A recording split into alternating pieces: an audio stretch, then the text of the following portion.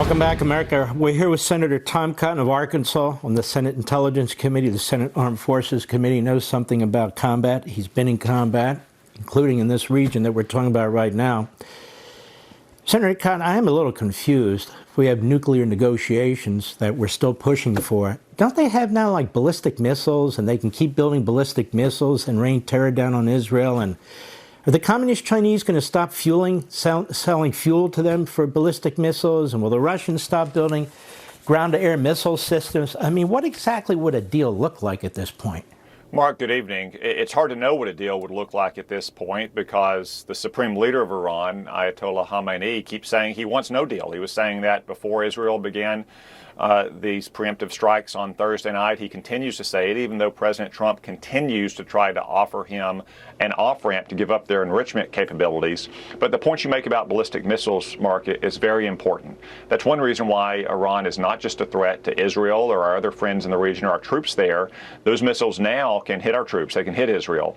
But within a very short time, maybe a couple of years, they could hit the United States as well. That's Iran's ultimate objective. That's why they still call us the Great Satan. That's why they still chant death to America, why they've terrorized America for 46 years since the Iranian Revolution. And that's one of the reasons why President Trump gave them a 60-day window, an ultimatum. And on the 61st day, what happened?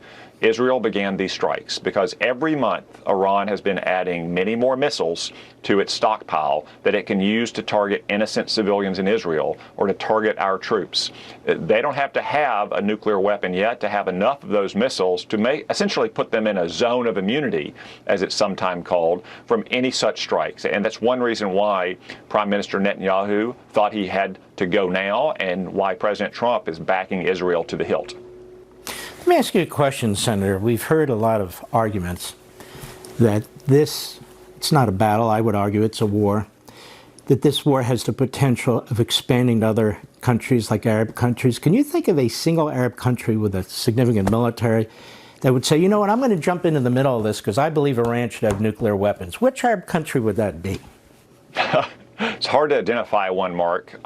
It's also, although a concern you have to have in mind, a concern best addressed through being strong and deterring the Iranian terror regime. President Trump did that overnight last night when he posted that if America is hit in any way, our troops, our citizens, our ships, or what have you, then they will feel the full force and strength of the U.S. military in a way no one has ever seen. That's a clear message to the Ayatollahs that I want to reiterate, that they should not target a single American anywhere in the world because of these strikes. It's also a reminder that we have to be strong on all fronts against our adversaries. And some of the same people that say this is going to draw us into a regional conflict, or even exclaim excitably that, oh, this is the start of World War III, we're saying that it was the start of World War III 5 years ago when Donald Trump ordered the strike on Qasem Soleimani, Iran's terrorist mastermind. And as we saw then, and as we've seen throughout history, being strong and being resolute doesn't create or doesn't spark a war. It usually prevents a war. Well, let me pursue this. Did we start World War I? No, Mark, we did not. Did we start World War II? No, we did not, Mark. So evil people in evil countries started World War I and World War II because free countries, democracies, didn't stand up to them early on. Is that not the case? I think that's a very fair point to make, Mark. Although Germany was the aggressor, so also Russia in the case of World War II, they were tempted to start those wars by the weakness and irresolution of the Western powers. That's the opposite of what Donald Trump is. Donald Trump is strong and resolute. We saw that in his first term. We've seen it over these first 5 months in his second term. That, again, is the best way to prevent a war from happening, is to be strong and resolute. It's called peace through strength. It's what Ronald Reagan did for 8 years. It's what Donald Trump has done in the White House as well. When we come back, Senator, I want to play a little game with you. Let's say Bibi Netanyahu was not the Prime Minister of Israel. Let's say Donald Trump was not the President of the United States. And peace was defined as, let's leave Iran alone. Just leave Iran alone. What would this place look like now, in a year from now, and 5 years from now, if action, military action, wasn't being taken today, right now, by the Israelis, under their great leader, and the support of our great leader, Donald Trump. What would it look like right now in the Middle East? We'll be right back. Welcome back, America. You remind us the phrase is peace through strength, not peace through appeasement. Now, let me ask you about peace through strength. In the Middle East there, let's say Israel had a ceasefire with Hamas, and Hamas survives beyond where it is. And let's say that they accepted the urgings of Biden and didn't take on Hezbollah the way they did. And let's say that they signed some document with Iran right now. Would Israel be safer? Would the West be safer? Would the Arab countries in the Middle East be safer? What would it look like there? No, Mark, no one would be safer. And I think President Trump put it well late last week in an interview when he says all these people who are calling for peace don't understand that it means Iran never having a nuclear weapon. If Iran has a nuclear weapon, there will not be peace. And in some ways, what you propose is really back to the future. It's what we saw in 2015 and 2016 after the disastrous nuclear deal with Barack Obama and Iran. It's the mess that President Trump inherited. Iran was growing stronger. We had sent it hundreds of millions of dollars that it was using to fund terror groups like Hamas and Hezbollah and rebels in Yemen. They were still working on their vast nuclear infrastructure. They're still developing ballistic missiles. We see now where that missile program has taken them. They can target Israel. They can target our troops. Within a couple, 3 years, they could probably target us here in the United States. Furthermore, they'd be able to target us not just with conventional warheads, but with nuclear warheads.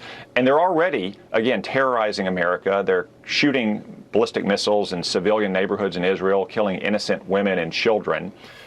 Just imagine what they would do if they had the deterrent of a nuclear umbrella. And imagine what our friends in the Arab world would do as well. I don't think they'd sit idly by while Iran had a nuclear weapon. So it would be a much more dangerous world for the United States and for peace and stability throughout the Middle East. Again, as you did, you have to imagine the possibilities if this isn't stopped and stopped now. If we didn't have President Trump doing what he's doing and Benjamin Netanyahu doing what he's doing, you would have, as you point out, these other countries, an enormous proliferation of nuclear forces in the worst part of the world when it comes to terrorists. And the Israelis, of course, it is said, they have nuclear weapons too. They're not going to just sit there. So the people who keep talking about peace, peace, peace, that's very nice. I remember they used to talk about peace in the 1960s and Haight-Ashbury and stuff like that. Just because you put a suit on it and you call yourself a person of peace, doesn't mean your positions are going to bring us peace. Isn't Donald Trump's foreign policy quintessential MAGA, America First foreign policy? He's trying to negotiate. He's trying diplomacy. Our military's being built up. But on the other hand, as he did with this statement, you lay a finger on the hair of an American soldier, we're going to take you down.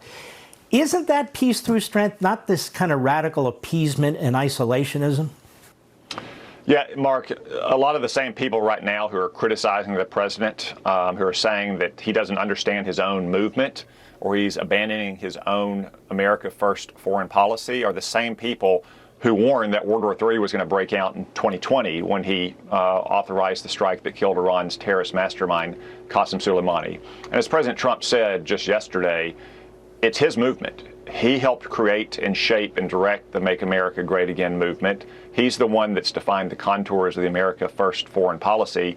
He's the one who was elected by the American people, just like 535 members of Congress were elected by the American people to make these decisions, not so-called influencers or podcasters. No offense, but they don't have authority and accountability under our constitutional system. So President Trump is right that he's the one that sets the course for foreign policy. Congress has its say, obviously, as well, and that we simply cannot trust the Ayatollahs of Iran to have the nuclear weapons. Maybe one day the meek will inherit the earth, Mark, but until then, the strong have to protect it.